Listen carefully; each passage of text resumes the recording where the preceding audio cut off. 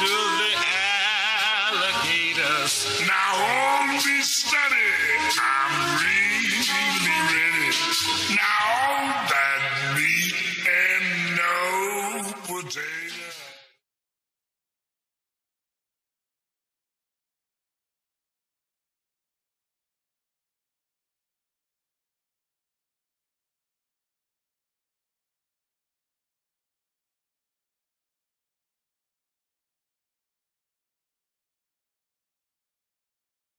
If a pilot is flying around the curve of the Earth, then he should be dipping the nose down every 5 minutes. He should be dipping the nose down to stay around the curve. But the thing that really got me interested was, as you say, the gyroscope. In a plane, there is an artificial horizon. Okay, and it's based on a gyroscope. And if you spin a gyroscope on a surface, it will want to stay upright. You can twist and tilt the surface as much as you like, the gyroscope will stay upright. So, if a plane has a gyroscope and it starts following the curve of the Earth, the gyroscope would stay upright, which means the artificial horizon will start to roll backwards. But it doesn't. That's absolute proof that a plane flies over a flat surface rather than a curved one. Because I asked the pilot on my last flight, do you ever notice the artificial horizon rolling backwards? He said, no, but the artificial horizon has complex electronics in it to make sure it knows where it is on the Earth and it compensates. But I went to the manufacturer of the artificial horizon, and they confirmed to me that it's completely mechanical, nothing electronic in it whatsoever. So it's literally just a gyroscope that can freely move. So that right there is proof to me that planes fly over a plane. None of it makes sense.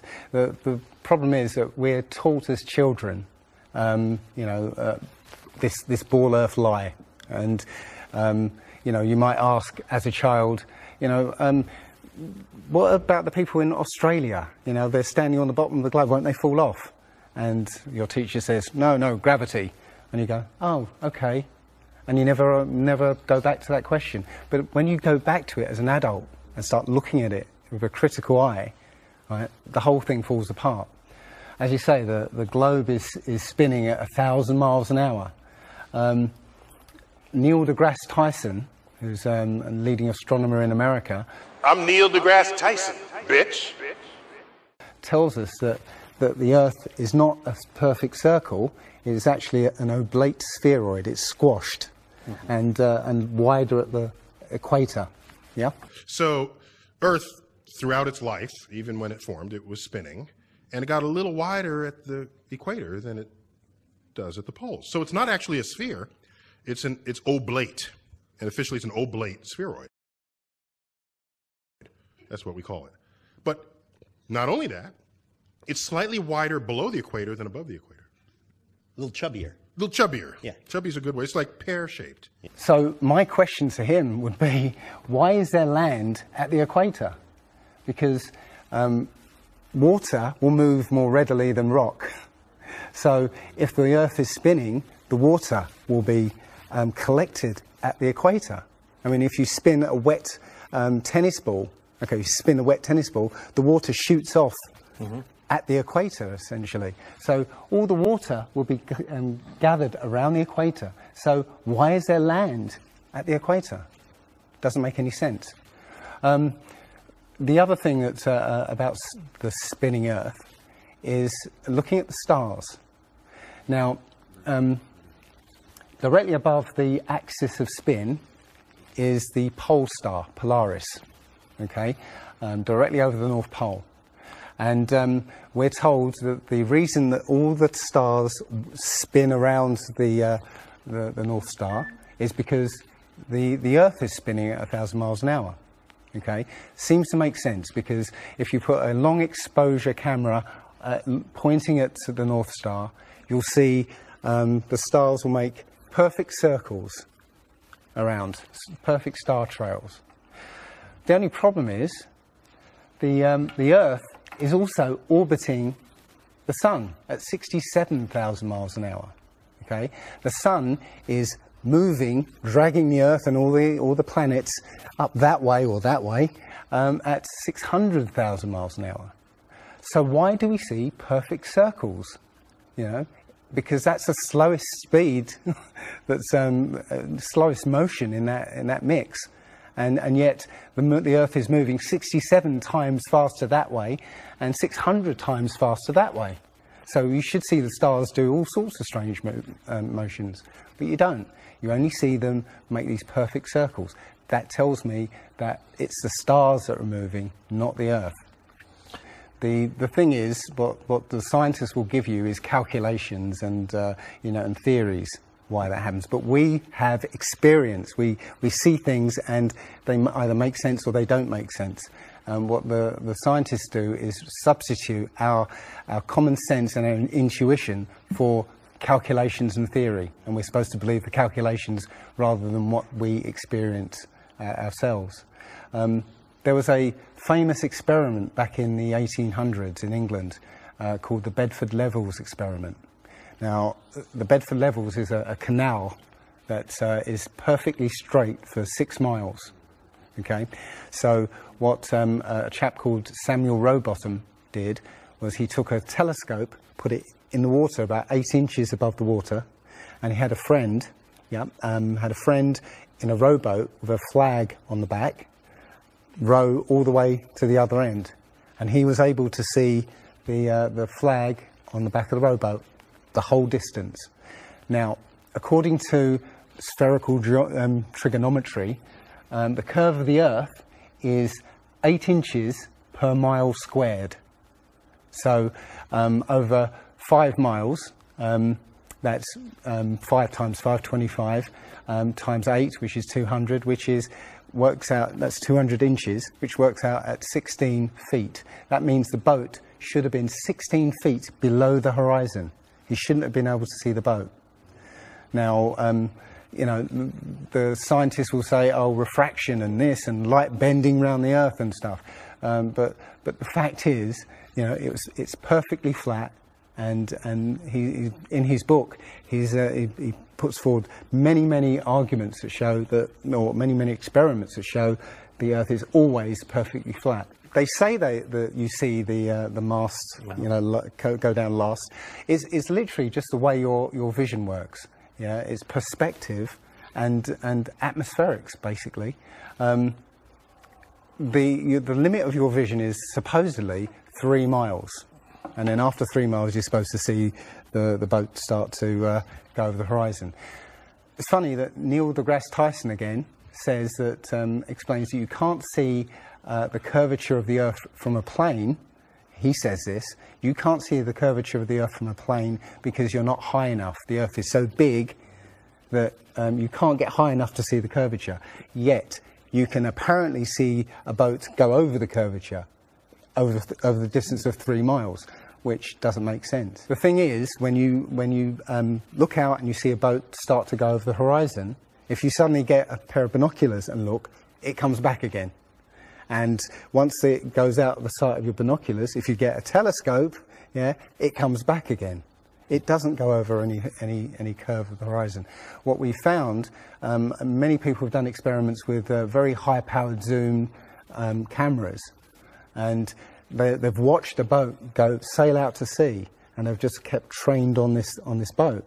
And what they see is, after a very long distance, you see an atmospheric effect where the bottom of the boat disappears and and the top of the boat inverts, so you see a sort of mirror image. And that, with your eyesight, basically the bottom of the boat just melts into the horizon. One of the best examples of that is the Antwerp Notre Dame spire, which can be seen something like 240 kilometres away from the spire. So that should be over a mile below the horizon, and you can still see it. There's been a few famous examples just recently of a man who took a picture across the Great Lakes from Michigan and was able to see, I believe it's Chicago, which he shouldn't have been able to see. And the television station basically said it was a mirage. This is from Joshua Nowicki, and what you're seeing here is a mirage. We typically would not be able to see this from the Lake Michigan shore. We talked about this last night. Conditions are right on the lake that we're actually seeing a mirage of the Chicago skyline. But they always say it's a mirage, but for a mirage to happen, you have to have very specific atmospheric conditions. And there have been so many people who've seen exactly the same thing on different days, different seasons, always the same. You know, it's not a mirage. It's simply that you're looking across a plane. You see in a kind of pyramid shape. Yeah, you have a horizon at your eye level, and everything above the horizon will go down into the horizon. Yeah, everything below the horizon will seem to go up. Just like if you're in a long hallway, you'll see that the walls will start to move in, and the roof and the floor will start to move into the center. Yeah, so literally between you and the object you're looking at, there's all sorts of things, sort of like waves going up and down, and while you can't see them, if they're beyond the limit of your sight, sometimes they can still obscure what you're looking at. But it's just because they're between you and it. And it's just the way, it's literally perspective. It's better if I could draw a diagram, but it's a very difficult subject to get your head around if you're not used to it. But it is perspective. One sort of other proof is there's a place in Bolivia called Salar de Uyuni, which is a salt flat. It's literally 100 miles wide one way and 80 miles across. And it's perfectly flat. And when it rains, literally you get an inch of water and it looks like a perfect mirror. Now, how does that happen on a sphere? Yeah, it shows you that, you know, if you're one end of this salt flat, you can see perfectly clearly the other end 100 miles away. So it's just showing you that, you know, the Earth is flat, and without the effect of the waves in the sea, you'll be able to see a whole lot further. If you were to go to NASA and download one of their photos of the Earth in the moon's sky and put it in Photoshop, okay, drop the saturation and the levels down, you'll see that the Earth has been pasted in, because you'll see a rectangular box around the Earth. It's all fraud, it's all fake. Pretty much everything NASA puts out is fraudulent. There are no images of Earth from space. The only one that NASA actually claims is a photograph was from 1972, and it's the famous picture. It's got Africa sort of near the top, and it's the same picture they've been using for the last 40 or 50 years in every textbook. Every other image is what they call a composite. It's Photoshop. There was another layer to sort of simulate the atmosphere. And then there's this little bright spot. It's called the specular highlight. So it's the reflection of sunlight off of water. Those are the pieces, but you can't just slap them all together. It just didn't look realistic. It looks kind of flat, or the clouds are sort of too see-through. So I just hit Command Z a lot. There's artistry to creating the world. What I imagine it to be. Unfortunately, I'm not an astronaut. I've never been to space. But I've looked at these images over and over again, trying to sort of get the essence of it. It is photoshopped, but it's has to be. It is photoshopped, but it's has to be. It is photoshopped, but it's has to be. It is photoshopped, but it's has to be. And many of us have been looking at these images of Earth, including the one they called the Big Blue Marble, which was released in 2002, I think. Again, when you zoom into it with Photoshop, you'll see where they've used the clone tool in Photoshop to take a picture of one of the clouds and stamp it in various places around the picture. They got lazy. In another image, they've even photoshopped the word sex in the clouds, which is a subliminal tool they use to get people to sort of relate to something. They literally, you can look at this and you can find it on NASA's website. In a video I'm working on at the moment, I've got a video from what they call the Galileo space probe. As it left Earth, it took a series of shots of Earth, apparently. And you see that over the course of 25 hours, the clouds never move. Okay. Now, I happened to find some pictures of satellite pictures of Earth, and I noticed that in these separately taken satellite shots, the clouds were exactly the same as the ones in this Galileo shot. So it's a cloud map.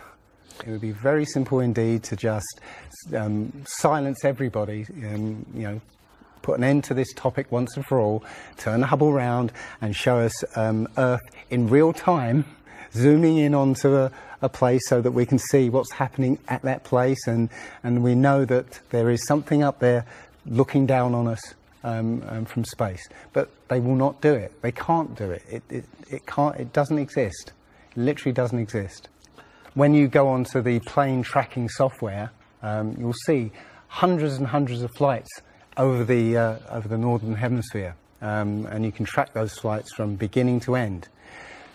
When you look at any flight in the southern hemisphere, what you'll find is the flight takes off and disappears off the tracking, usually about an hour after takeoff, and then later on will reappear an hour before landing.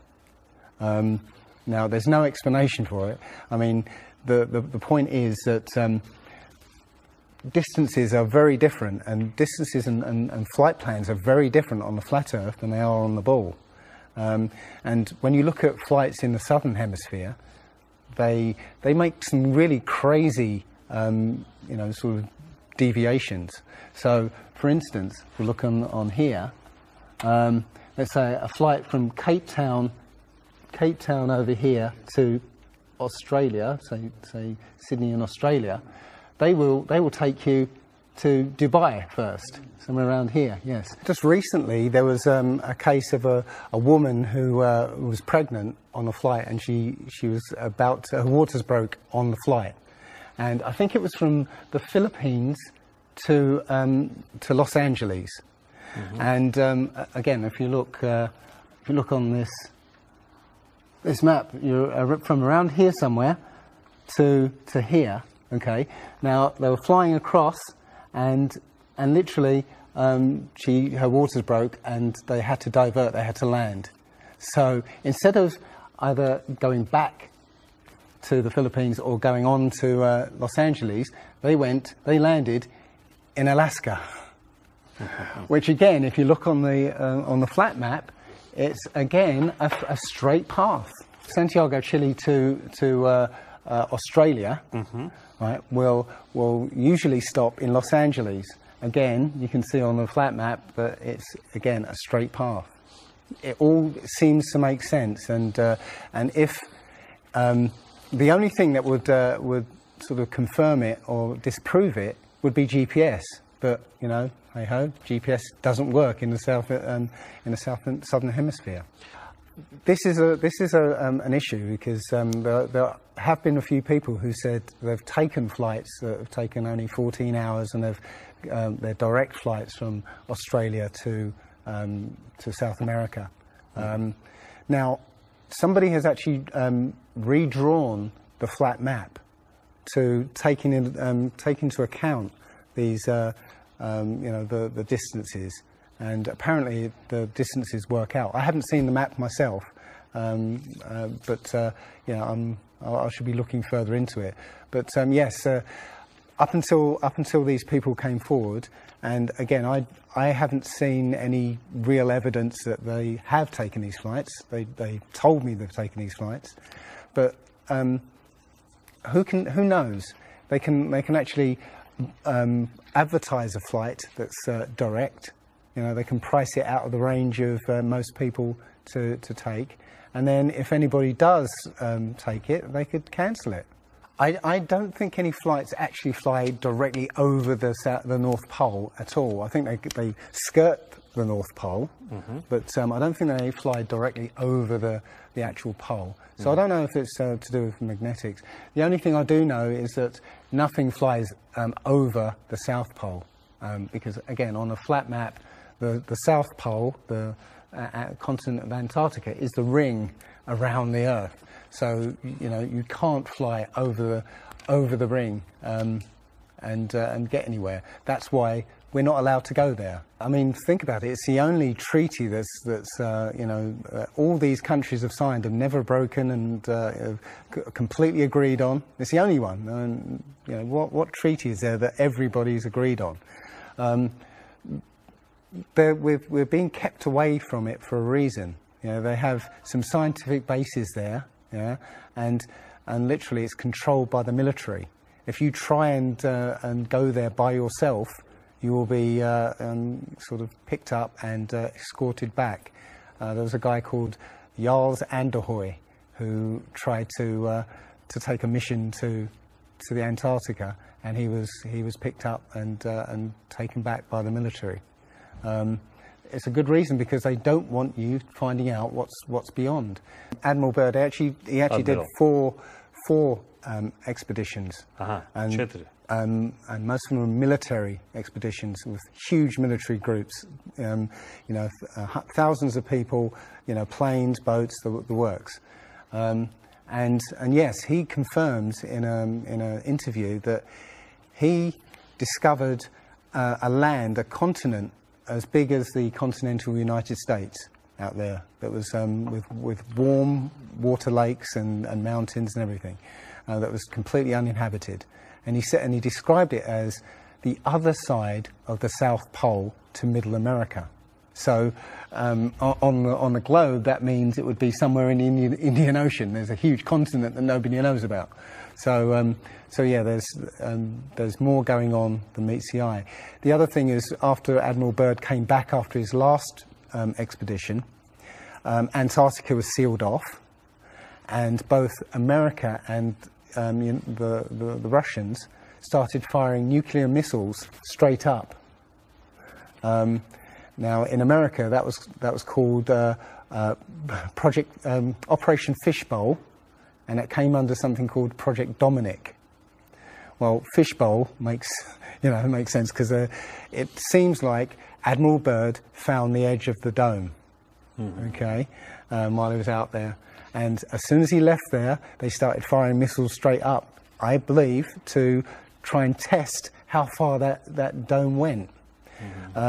If you look at the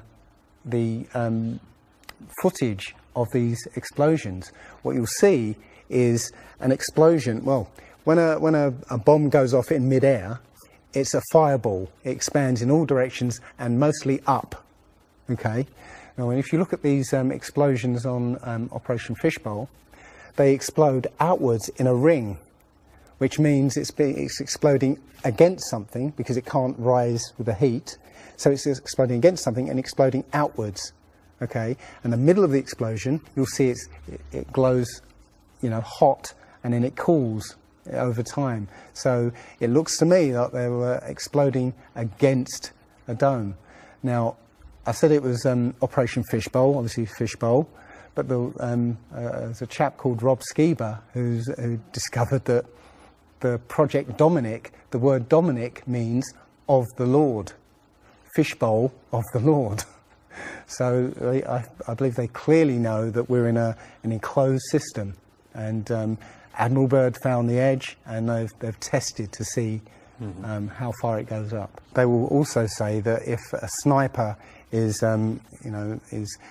trying to hit something a great distance, a couple of miles away, they have to take into consideration the spinning of the Earth, because they say that as the bullet leaves the muzzle of the gun, it's now independent of the rotation of the Earth. So, you know, the Earth will spin away from where the bullet, and you have to take that into account. They say that about artillery shells as well, that it's not true.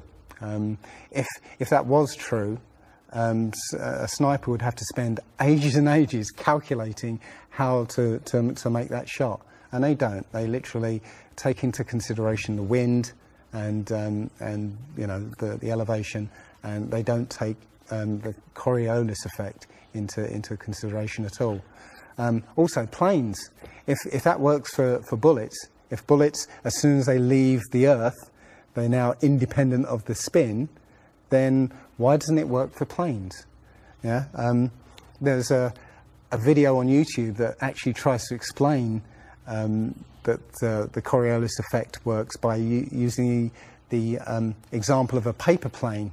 You have to throw it. If you throw it north, the Earth will spin and the plane will land sort of you know, east. But if you take the idea of a real plane, you know, a plane would have to aim north to go east in that case. But that's not what happens. And if that was the case as well, planes would have to land on runways that are moving. And that would be impossible. But how is it that you can take a flight from London to New York and it would take exactly the same time as a flight from New York to London? Yeah, one's with the spin of the planet and the other one's against it. So it doesn't make sense. They'll say that the whole atmosphere is moving, yeah, with the planet, but that doesn't make sense either, because you know, the atmosphere, say it's that thick, the top layer of the atmosphere will be moving slow, and as further you get in, will be moving faster. So, you know, if everything is moving like that, how do you get a light breeze that blows against the spin of the planet? You know, how do you get a breeze that goes from north to south? It just doesn't make sense. And again, science will give you calculations and you know, esoteric ideas, but you know, you can go out and look for yourself, and you'll see, you know, you'll see what makes sense and what doesn't.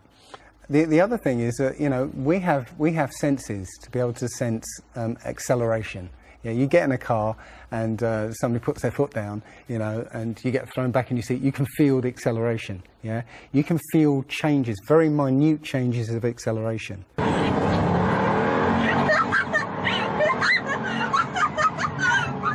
Yeah. So how is it that if you live up here in Macedonia, yeah, which is spinning at maybe 700 miles an hour, yeah, because the speed it's spinning is slower than this speed. So if you took a flight down to Africa, yeah, on the equator, why don't you feel the change in acceleration? Yeah, so why don't you feel the change in acceleration? You know, you have these senses that will register the slightest change.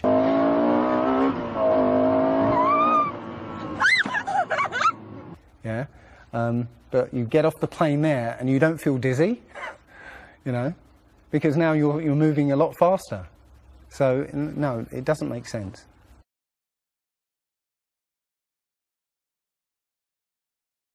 Well, you know, you saw from his balloon when he stepped out on the platform, you know, the curvature of the Earth. Yeah, it looked very obvious. Oh, everybody pointed it and said, "Oh, look, there's a curvature." But when you actually looked at the ground, when you looked at the Earth, well, it was New Mexico. That's where he jumped. The whole Earth that you saw there was New Mexico. So if that was a curvature, the Earth must be very, very small indeed, and New Mexico must take up a huge part of it. Yeah, it was a fisheye lens to curve that, to make that curve. And when he jumped, it took, I think it took him like 2 hours to get to that height. Yeah, he went straight up. In that 2 hours, the Earth should have rotated away quite a distance, but I think he only landed something like 70 kilometers away from where he sort of went up in the first place, and that can be you know, attributed to the wind. You know, so no, I mean there's no proof whatsoever. There is so much to this. As I said, if you start looking and asking questions about the very basic things, you'll find that the answers you were given as a child just do not make sense.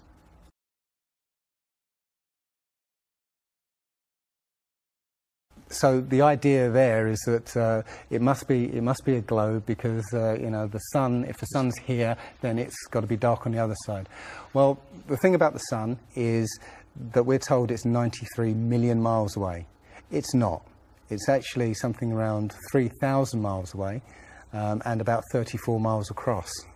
That might sound really crazy, but if you look at look out on a day that's got broken cloud, you'll see that the sun rays will come out at an angle. Most people have seen this. The rays come down at angles. If the sun was 93 million miles away, then all the light will be coming parallel. So if you imagine, there's no way to show 93 million miles, but something way over there, all the light that reaches this globe will be parallel. There's no way that light can come that far and spread out like that. Now, if you follow those light rays, you'll see exactly where the sun is. And as I said, it works out to be about 3,100 miles. Now, if that's the case, and the sun is circling over this flat plane, yeah, its light range is limited. So it's illuminating the part of the Earth it's like over at the moment. So, say over Europe, it might, or over South America there, it's over there. Well, Australia's going to be in the dark because the sun isn't going to throw enough light to illuminate Australia. Yeah. Now, most people say, well, I see the sun rise and set. How can that be if it's just going round in a circle? Well, that's perspective again. If you actually see video of the sun coming up and going down, many times you'll see that the sun starts off as it's coming up very tiny, and it gets bigger as it gets closer to midday and then gets smaller again. It's literally that effect of perspective. You know, with something's above you, like the ceiling in a hallway, yeah, as it goes further away, it will seem to sink down towards the horizon until it disappears beyond the limit of your sight. And that's all you're seeing. You're seeing literally the sun circling overhead, but seeming to set.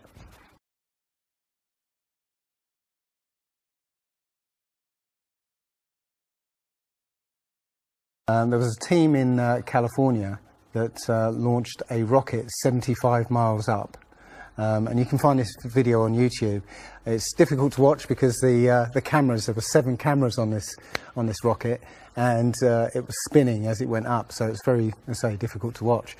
But this chap, Murphy, studied this video meticulously, looking for some kind of mistake or some kind of evidence, and he realized that he could see the moon.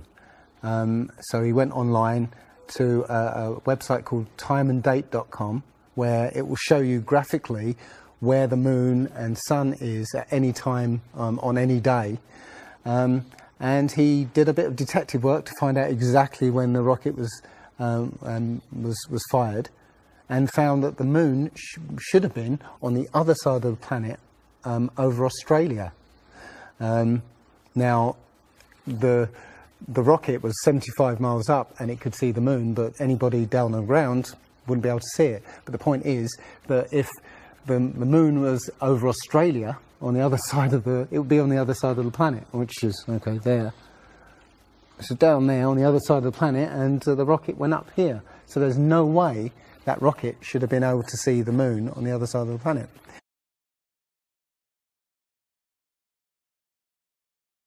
If you watch the trajectory of the space shuttle, it doesn't go straight up. It always goes in a curve and out to sea. The point is that they actually go horizontal. The space shuttle goes horizontal. It never goes any further up. It goes horizontal, very low down in the atmosphere, because it drops its external tank while it's still in the atmosphere. So, you know, it's still in the atmosphere while it's horizontal, so it never gets any higher. and it goes out of sight, not because it goes too high, because it goes too far downrange. And it seems that nobody's ever on the space shuttle, and the proof of that is the Challenger disaster.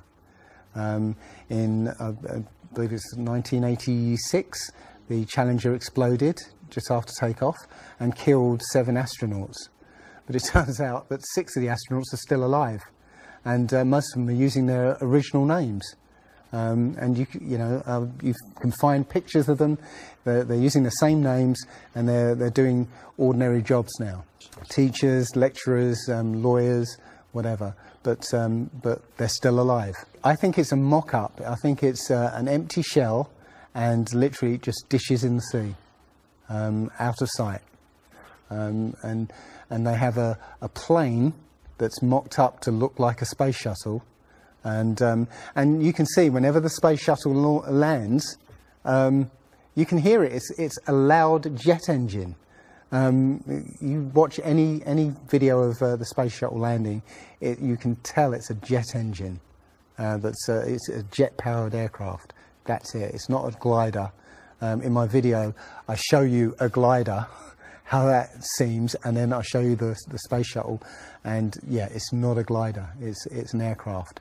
And that's what they're fooling us. They're taking billions of dollars in and giving us images and fake planes for that 10 billion, you know, however many billions of dollars it is.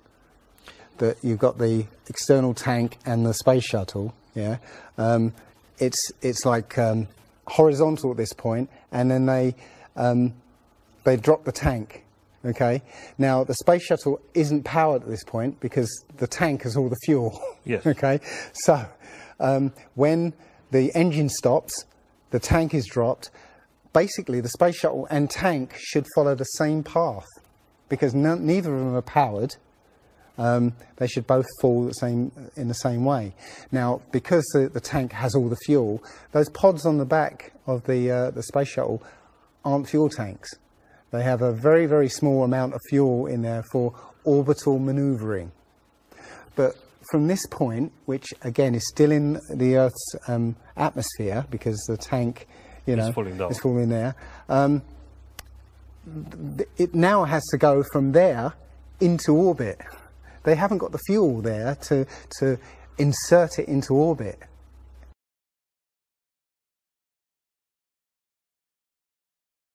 Disney and NASA have worked very closely together.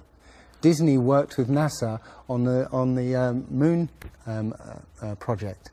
Yeah, they made it. They filmed it so that it would be entertaining for the masses. Yeah, and they're still working with NASA. I absolutely believe that Stanley Kubrick, you know, filmed the moon landing. He left a few clues just to say, so that, you know, like Michelangelo.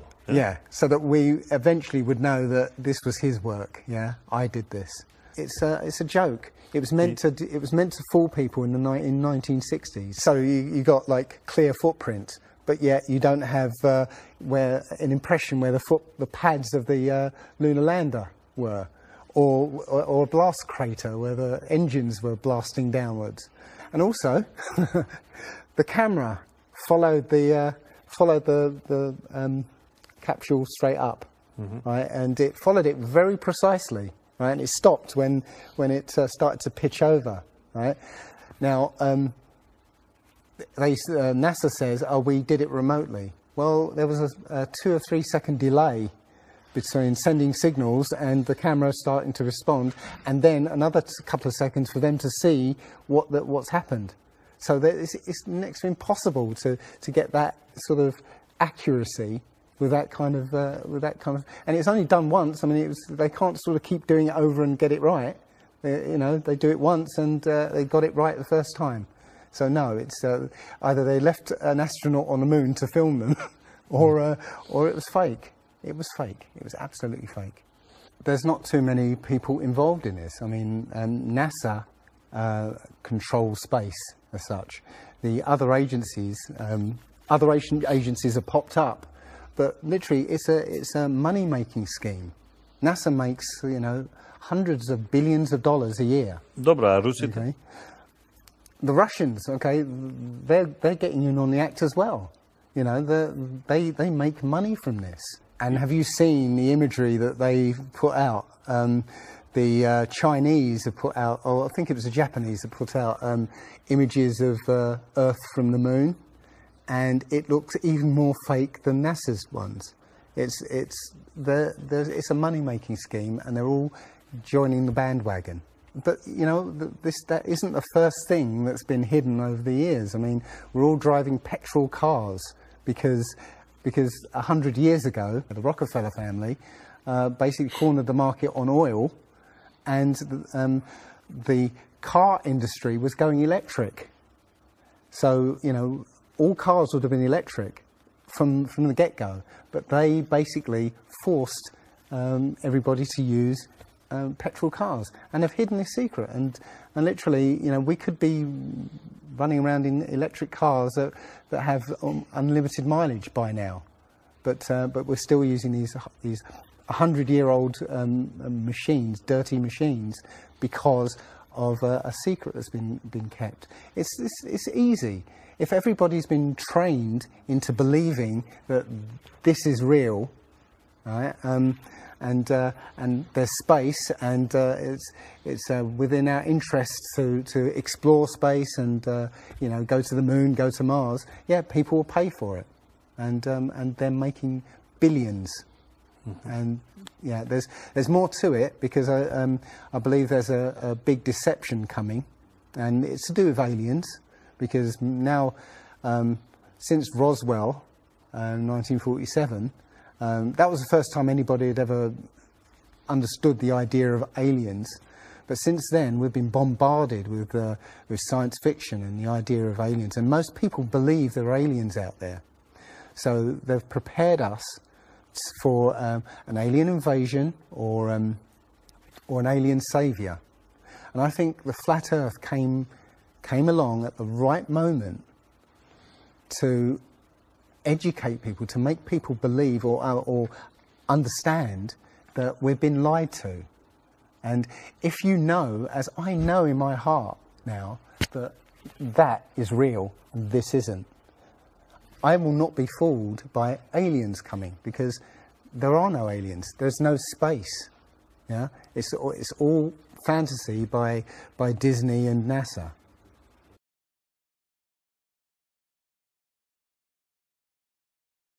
Well, the Bible has a very, very clear view of what this place is, and it matches that place more than it matches this.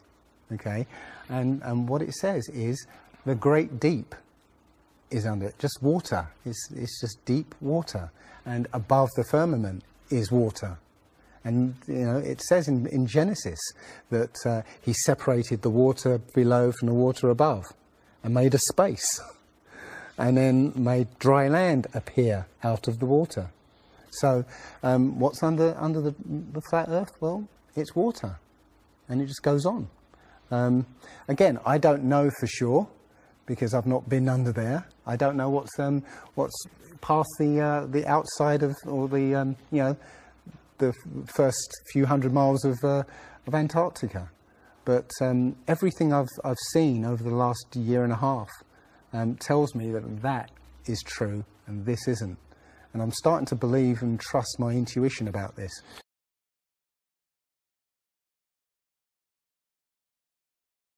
Nobody has actually really gone all the way across Antarctica. Yeah. Now, there are millionaires out there who could, you know, assemble the resources to make an expedition and completely, you know, go across and chart Antarctica and make a name for themselves, being the first person to do that. Yeah, but nobody ever does. One thing I was going to say, which is slightly totally off topic, but the topic I really want to go to is that people, ordinary people, have become scientists through this. Okay. You know, the science community is ignoring a lot of the things that we're looking at, and so normal people are going out and doing experiments. And one of the experiments has turned up an amazing fact that we've not been told, and it destroys the whole idea of this heliocentric system, and that is the moon. If you get a piece of card, put it on the floor, and sort of you put another piece of card to act as a barrier for the moonlight. So you have the moon above, card on the floor, and a piece of card in front to shield half of the card. Yeah. Now, a lot of people have these laser thermometers. Now, you can actually measure the temperature of the moonlight next to the temperature of the shade of the moonlight, and you'll find the moonlight is colder than the shade, the opposite from the sun. So the moon is throwing out its own light, and that light is the opposite from the sun. Now, that tells you that it's not reflecting the sun's light. It's producing its own, and its light is different from the sun's. So, you know, the scientific community have not told us this, yeah, because they won't tell us this because it destroys this idea that the sun is, you know, is lighting up the moon.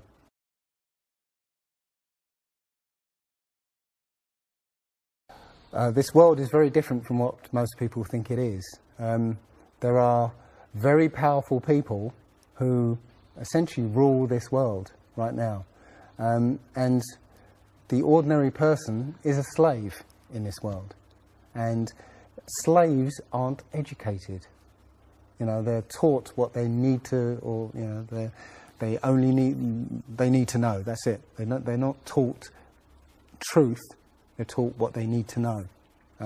And so you're taught enough so that you can, you know, do the paperwork and operate the machinery, but you're not meant to know what's really going on, because that's the power they have over us. They know what's going on, you know, how this world works. We don't, so they can control us. One of the things about slavery is the slaves weren't freed. They were never freed. When the 14th Amendment or 13th Amendment, I can't remember which one, actually made everybody a slave. If you're a citizen of a country, you're a slave. That's what a citizen is. So they literally extended the slavery to everybody and made it an open prison, and that's where everybody in the world lives now. We're slaves to very powerful masters. We don't see bars. No. Yeah? The bars are the borders of the country. Right? You have to use a pass to get out, and they'll let you out if you show them your pass. Yeah, and sometimes they won't let you out. You know, as I was coming here, I was lining up to go on the plane, and somebody in front of me was told, "No, you can't fly. They found something in your bag, so you can't fly today." So, you know, we have, as I said, we have natural rights to travel anywhere on this earth. We were born on this earth. We have the right to travel anywhere.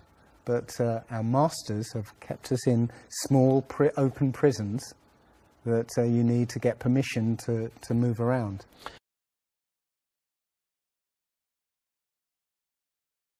This idea that, you know, billions of years ago, nothing exploded and then everything came out of that nothingness, ridiculous. But they try to make you believe that the idea that a supreme being, a creator, created this is ridiculous compared to that idea.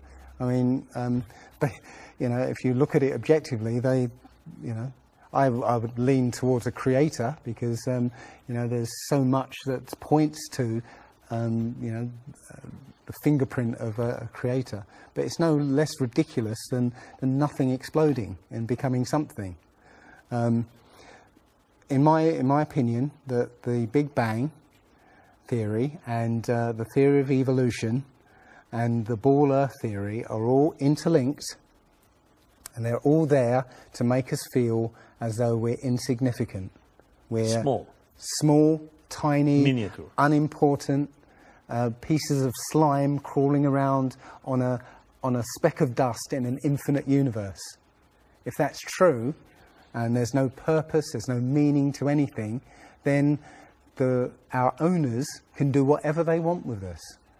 Then, you know, this is all accidental, so food can be genetically modified because it's imperfect. You know, we can be modified because we're imperfect. You know, if we realize that this is the universe, and complete universe. Yes, this system is the Is complete everything. Is everything. Everything that NASA has put out is CGI, is fake. Okay, you know, people say, I think you mentioned it. You know, if you look out into the universe, you see that the moon is round, you know, spherical, and the planets are spherical, and so why are we flat? Well, how do you know that the planets and the stars are spherical? You know, all you get is, if you look for a telescope, you see a flat disk. If you think you see a spherical shape there, well, it needs two eyes to resolve 3D. If you're looking for a telescope, you can't see anything in 3D. It's going to be flat anyway. So all you see is a flat blob of light. It's only NASA that's given you these beautiful pictures of so-called planets and stars. Yeah. So it's a fallacy to say, well, everything else out there is spherical, so we must be. You know, how this is special. You know, so why? It's like saying a basketball is round, so why isn't the court round? You know, it's a fallacy. So this idea of a ball Earth, theory of evolution, the Big Bang, is all about making us feel nothing, so that we can be used.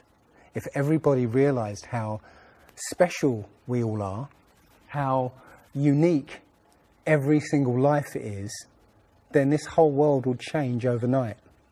We wouldn't allow ourselves to be used by this cabal.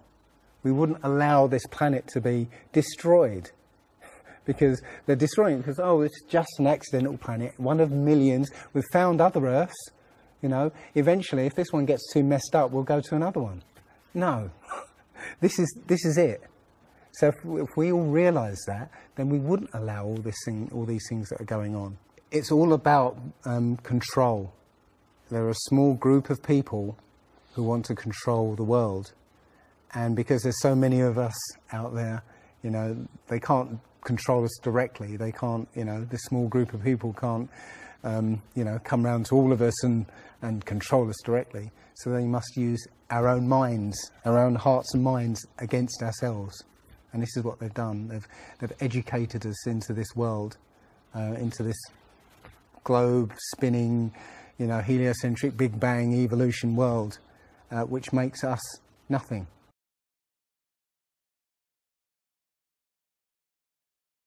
This is amazing, because when I first started looking, it was about 1.5 years ago, I looked on YouTube and there were maybe about 100 videos, not even that probably, and nobody was talking about it, right? And then over 2015, it exploded.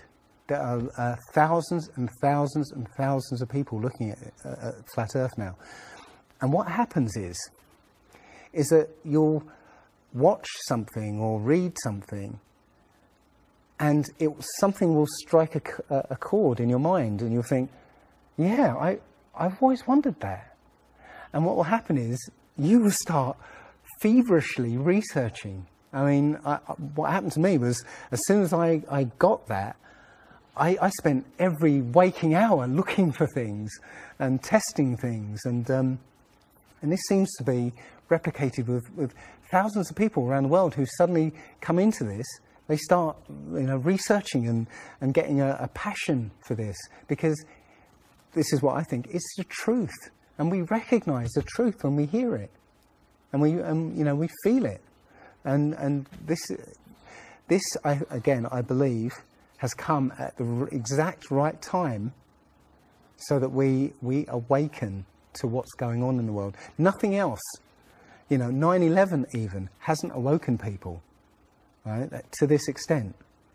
You know, for me, I've been an atheist for 40 years. From the age of 13, you know, I didn't want anything to do with God and Bibles and whatever and religions. And now I know for a fact there is a creator. I've seen his fingerprint, you know, not just with the flat earth. Everything I've done in the last 5 or 10 years has led me to see that there is a creator now. And there's a great many people out there who have had exactly the same revelation as I have. And it is. I'm now following the commandments and trying to be the best human being that I can be, because I think it was a guy called Kent Hovind who said there are only two possibilities. Either there is a God or there isn't. And both of them are terrifying. Yeah. If there isn't a God, then nobody's in control. We're hurtling through space, and there's no plan, and there's no nothing, and you know, that's terrifying. If there is a God, then we'd better find out who he is and what he wants and do exactly what he says. And it turns out that he gave us very specific instructions on how to live.